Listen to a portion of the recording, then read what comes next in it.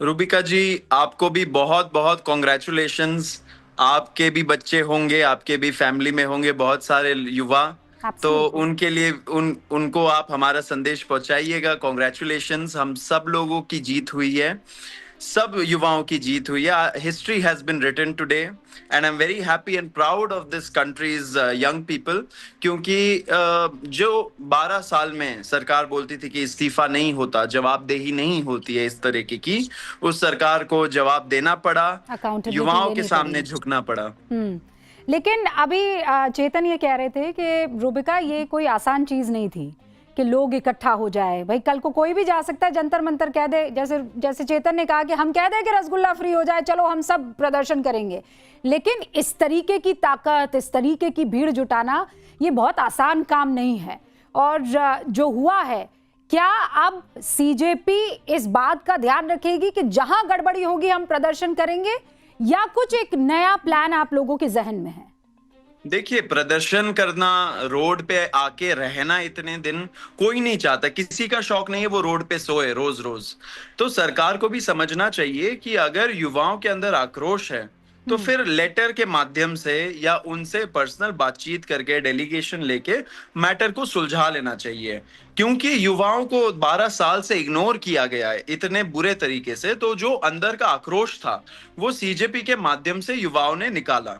तो आप समझिए कि रसगुल्ला का अगर प्रोटेस्ट होगा तो कोई सीरियसली नहीं लेगा। ये एब्सोल्युटली। आप अगर इस प्रोटेस्ट को रसगुल्ले के प्रोटेस्ट से कंपेयर करोगे तो ये अपमान भी है ऐसे युवाओं का, नहीं नहीं, उनके एब्सोल्युटली इंटेंशंस नॉट, पे। एब्सोल्यूट नहीं मैं नहीं, ये एग्जांपल दे रहा हूँ सौरभ हाँ, वो कि सौरभ, नहीं नहीं, चेतन मैं समझ रहा आई एम हूँ, ट्राइंग लेकिन मैं बोल रहा टू हूँ मैं कोई ये बताने की फ्रिवलेस कोशिश कर इशू रहा हूँ नहीं कि जो था। इशू बहुत ने ही रेजोनेंस जायज पकड़ी है। डिमांड था एंड बहुत नहीं नहीं, कोई और वही मैं बोल रेडिकल रहा हूँ और कि रेवोल्यूशनरी कोई डिमांड्स नहीं थे हमारे। हमारे बहुत जायज डिमांड्स थे कि मिनिमम लेवल ऑफ अकाउंटेबिलिटी जो होना चाहिए, कि अगर आप सब कुछ का श्रेय लेते हो, मतलब कि कोई बिल्डिंग इनॉग्रेशन होता है तो उस पे भी आप श्रेय लेते हो, तो जवाबदेही भी आखिरकार आपकी ही होगी। बिल्कुल तो सही। यही यही बोलने के लिए युवा अकाउंटेबिलिटी रोड वॉज पे द निकला था। मेजर इशू, और इस बात पर मुझे लगता है हर कोई अग्री करेगा, वो ये हम चाहे। एग्री करते हैं। हाँ।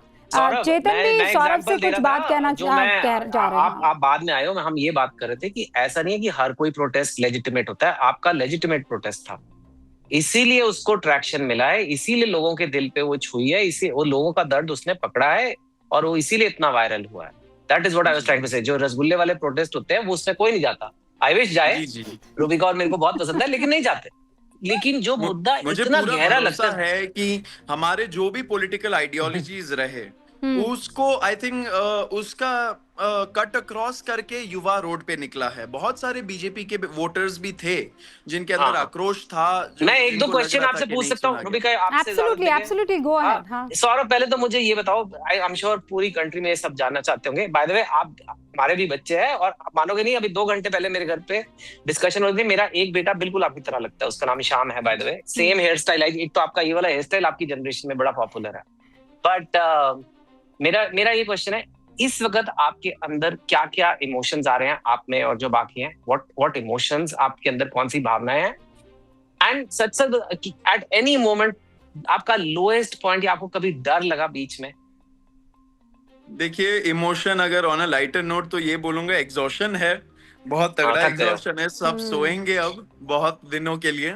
लेकिन हमें पता है कि जो वेट ऑफ रिस्पॉन्सिबिलिटी है हमारे ऊपर, पूरे देश का युवाओं का रिस्पॉन्सिबिलिटी है, उनको आगे बढ़ाना है, उनको आगे ले जाना है। तो हम लोग इस चीज पे भी काम करेंगे। लेकिन ये जरूर है कि we are very very very proud of the youth of this country. क्योंकि अगर मैं आपको सही में बताऊं तो अगस्त 15 2026 जब हम लोग इस बार आजादी का महोत्सव बनाएंगे, तो सही में सही तरीके से हम लोग इस बार आजादी का दिवस मनाएंगे। क्योंकि 12 साल से जो भय का माहौल था, रूबिका जी आप मीडिया में है, चेतन जी आप ऑब्जर्व करते हैं मीडिया को भी, तो मीडिया में भी कुछ प्रश्न पूछने से उस चीज का भय रहता है। लेकिन आज जो युवा ने कर दिखाया, सारे प्रश्नों का सारे प्रश्न पूछ लिए, जवाबदेही मांग ली, इस्तीफा ले लिया, तो ये जो भय का माहौल था 12 साल से, नहीं, पर उसको सौरभ, मैं इसलिए इस हटा के। बात से अग्री नहीं करूंगी कि आप लोगों ने जब मंच सजाया भी नहीं था, and I will personally share that show with you, जिसमें हमने बकायदा छात्रों की गूंज की थी। नीट का पेपर लीक हुआ था, 12 मई वो तारीख थी, और 16 मई को आपकी पार्टी बनी थी। 12 मई को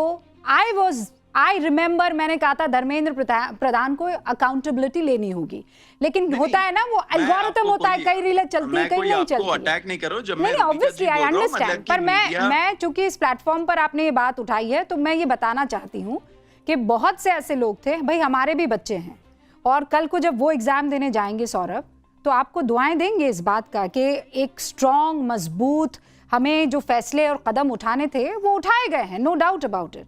लेकिन अब बड़ा सवाल ये उठता है, और पहले आप उस सवाल का जवाब दे दीजिए, कभी ऐसा लगा कि नहीं हो पाएगा जब सोनम वांगचुक या डर लगा आपको? हाँ, या आपको कभी डर लगा कि इतने पावरफुल लोगों से डे वन से हम क्लियर थे कि जब युवा एकता हो जाए, जब युवा यूनाइट हो जाए, तो कोई ऐसी ताकत नहीं है जो उनके सामने नहीं झुकेगी। हमारे सारे डिमांड्स जायज डिमांड्स थे।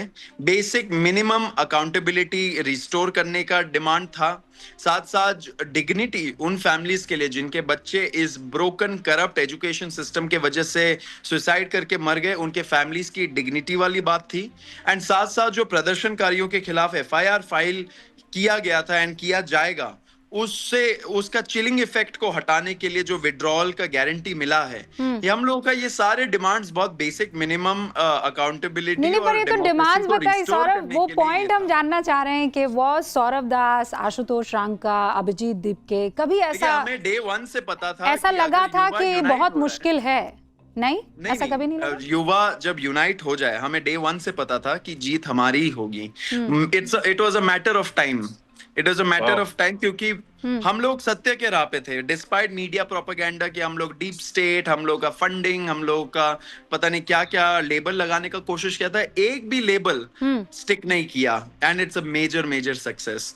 आज सरकार ने भी बोल दिया, सरकार हमारे साथ बैठ के प्रेस कॉन्फ्रेंस किया उन्होंने, कल फॉरेन मंत्रालय ने बोल दिया कि कोई फॉरेन फंडिंग हैंड नहीं है इस चीज पे। तो जो कुछ भी हुआ, हम लोग सत्य के राह पे चले, अनबॉदर्ड चले कि हम सच के राह पे, तो हमारी ही जीत होगी।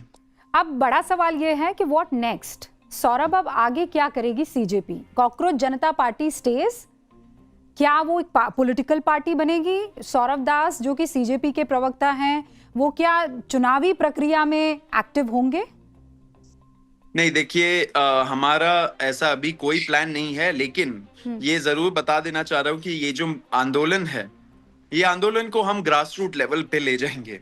750-800 पॉलिटिकल पार्टीज है। युवाओं को लगा कि ये 750-800 पॉलिटिकल पार्टीज उनकी बात नहीं मान रहे हैं, काम नहीं कर रहे उनके लिए, इसलिए इतना बड़ा प्रदर्शन हुआ।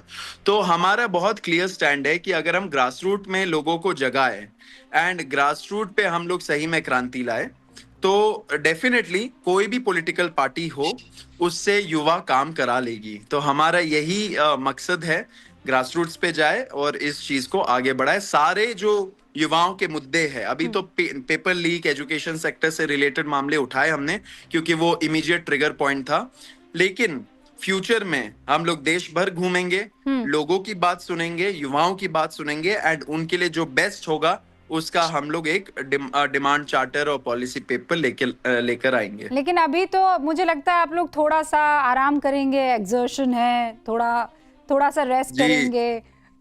जी, पार्टी कहाँ है सौरभ? सौरभ, पार्टी कहाँ पे है? हमें भी आना है। देखिए, पार्टी तो करनी पड़ेगी। देखिए, जब हम लोग स्टेज पे नाचते थे, हाँ। तब कितना मजाक बनाया जाता था कि देखिए ये लोग अरे वो जो नाच रहा था, नहीं उसको तो आपने बाहर का रास्ता दिखा दिया सौरभ। देखिए, वो तो दूसरे कारणों से किया, नाचने की वजह से नहीं किया। लेकिन उस टाइम पे मजाक बनाया जाता था कि हम लोग सीरियस नहीं है, लेकिन देखिए जो 12 साल में कोई नहीं कर पाया, वो हमने कर दिखाया। मैं हमेशा अपना अंदाज है, हम लोग। हाँ, नहीं सौरभ, मैं हमेशा कहता हूँ, मैं हमेशा ये कहता हूँ, don't be serious, be sincere, that's it, and you are sincere, you don't have to be serious. अच्छा, और अब एक बहुत सारे लोग ना सवाल भी पूछे चले जा रहे हैं सौरभ। कुछ लोग कह रहे हैं कि सौरभ, रांका और दीपके जी जो हैं वो बहुत करीब है आम आदमी पार्टी के। आपके मेंटोर है क्या आम आदमी पार्टी के अरविंद केजरीवाल? देखिए, ये तो हम लोगों ने पब्लिकली डे वन पे ही बोला था कि दीपके आम आदमी पार्टी में 2 साल पहले काम करते थे, 2 साल पहले तक। आशुतोष रांका भी 2-3 साल पहले तक वो एक्टिव मेंबर थे, उसके बाद वो एक्टिवली काम नहीं कर रहे थे, अपना एनजीओ वगैरह चला रहे थे। मैं तो जर्नलिस्ट हूँ, आप मेरा बैकग्राउंड उठा के देख लीजिए, मैं रोज मतलब हर 15 दिन में एक आर्टिकल लिखता हूँ, तो ये मेरा तो कोई रोल था ही नहीं इन सब चीजों में। देखिए, पास्ट एसोसिएशंस रहते हैं लोगों के, उसके लिए आप किसी को नेगेटिव नहीं बोल सकते हो। आम आदमी पार्टी भी अगर रहा, कोई आतंकवादी संगठन तो है नहीं, पॉलिटिकल पार्टी ही है। तो लोग ये समझे, इसलिए युवाओं ने भी सपोर्ट किया इस आंदोलन को, भले ही हमारे जो भी बैकग्राउंड रहे, क्योंकि मुद्दा जायज था। तो ऐसा नहीं है कि आम आदमी पार्टी का पास्ट एसोसिएशन था तो ये आंदोलन में कुछ उसका इन्फ्लुएंस हुआ है। अच्छा, सोनम वांगचुक से आप लोगों की बात हुई सौरभ? आज तो नहीं हो पाई, क्योंकि आज तो बहुत ज्यादा मुश्किल था, पूरा दिन बहुत ज्यादा काम था हमारा। लेकिन डेफिनेटली हम लोग इन टच थे। देखिए, शुरू में तो सरकार ने इलीगली उनको डिटेन कर रखा था हॉस्पिटल में, सफदरजंग हॉस्पिटल में, 8th फ्लोर में थे वो, तो पूरा पुलिस लगा के नाकाबंदी करके उनको रखा गया था। तब उनके पास फोन भी नहीं था। जब मेदांता में गए तब फोन आया उनके पास, तो बातचीत तब हुई हमारी। और अब जब आप मुलाकात करेंगे तो क्या उनका फेवरेट खाने को लेकर जाएंगे सौरभ? वो भी 26 दिन अनशन पर रहे हैं सौरभ, 26 दिन। देखिए, सोनम जी बहुत फ्रूट्स बहुत पसंद करते हैं। जब वो हंगर स्ट्राइक पे थे इतने 26 दिनों से, तो बीच बीच में बोलते थे कि, जैसे हम लोगों ने एक वर्ड यूज कर दिया था कि sir, this meeting was not very fruitful. तो उन्होंने बोला कि मुझे कुछ समझ में नहीं आ रहा, बस फ्रूट वर्ड मुझे समझ में आ रहा है। तो फ्रूट्स लेके जाएंगे उनके लिए। लेकिन एक चीज जरूर बोल दूंगा कि उनका जो फेवरेट एक स्लोगन था, जो उन्होंने फर्स्ट स्पीच में भी एंड सारे स्पीचेस में बोला, वो मैं दोहराना चाहता हूँ। प्लीज। हम मेहनत कश इस दुनिया से जब अपना हिस्सा मांगेंगे, हम एक खेत नहीं, एक बाग नहीं, हम सारी दुनिया मांगेंगे। एंड यही युवाओं ने कर दिखाया इस बार। Beautiful, beautifully said. सौरभ, हमारे साथ जुड़ने के लिए बहुत बहुत शुक्रिया। अगर चेतन आप कुछ पूछना चाहते हैं सौरभ से, बिकॉज हम शुक्रिया करें उससे पहले, आई एम श्योर आपके मन में भी एक आध प्रश्न होगा। सौरभ, क्या प्रॉब्लम है हमारे पॉलिटिकल सिस्टम में? क्यों हमारा देश बार बार इन चक्रों में फंसता है? इतनी करप्शन क्यों है? ये मैं, आप तो बहुत लोग जेनजी वालों के साथ दिन रात आप बैठे हो, आप लोगों का क्या रीड है? क्योंकि मुझे लगता है हम लोगों ने आपको नहीं सुना और हमारे पास सारे आंसर्स नहीं है। तो हमें आप लोगों को ज्यादा अच्छे से सुनना चाहिए और देश को भी आपको सुनना चाहिए।